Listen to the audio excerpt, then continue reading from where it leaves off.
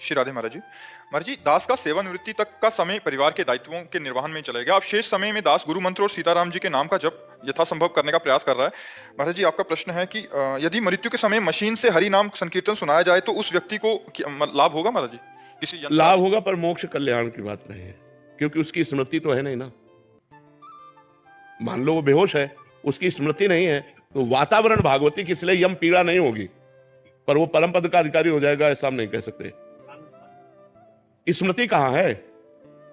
अगर वो जागृत स्मृति है और आपने कहा राम राम बोलो और बोला राम और मर गया, तो उसे भगवत प्राप्ति हो जाएगी। उसकी स्मृति में आना चाहिए। आंतरिक स्मृति यदि अंत समय में भागवतिक है तो उसकी गति भागवतिक होगी, और सांसारिक है तो सांसारिक होगी।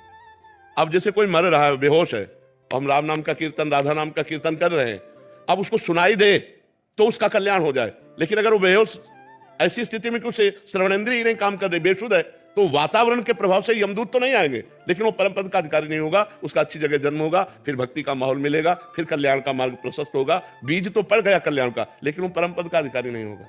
परम पद का स्वयं जब स्मरण हो रहा है, या हमारे कान में कोई बोला राधा, हमारी स्मृति में आया राधा, प्राण छूट गए, तो वो परम कल्याण को प्राप्त हो जाएगा। स्वाति जी ग्वालियर से। राधे राधे राधे महाराज जी। महाराज जी, जीवन का लक्ष्य कैसे तय करें? कैसे पता चले कि जो सोचा है वही सही है? जीवन में इतने उतार चढ़ाव हैं, कभी लगता है जो हो रहा है वही। जीवन का लक्ष्य क्या है पहले ये तो समझिए। क्या रुपया जीवन का लक्ष्य हो सकता है? मकान हो सकता है, भोग हो सकते हैं। जीवन का लक्ष्य परमात्मा है। जीवन का लक्ष्य जगत नहीं है। जगत जीने के लिए है। जैसे हमें जीवन साथी चाहिए जीने के लिए, वो हमें अन्य योनियों में थोड़ी मिल पाएगा। मतलब हमारा ये शरीर छूटा तो हमारा पति हमारे साथ जाएगा, ये असंभव, ऐसा हो ही नहीं सकता।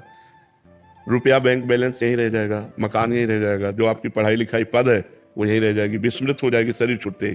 तो अगर हमने ये सब लक्ष्य बनाया तो परिणाम में तो सब व्यर्थ ही गया ना। परिणाम में तो कुछ हाथ नहीं लगा।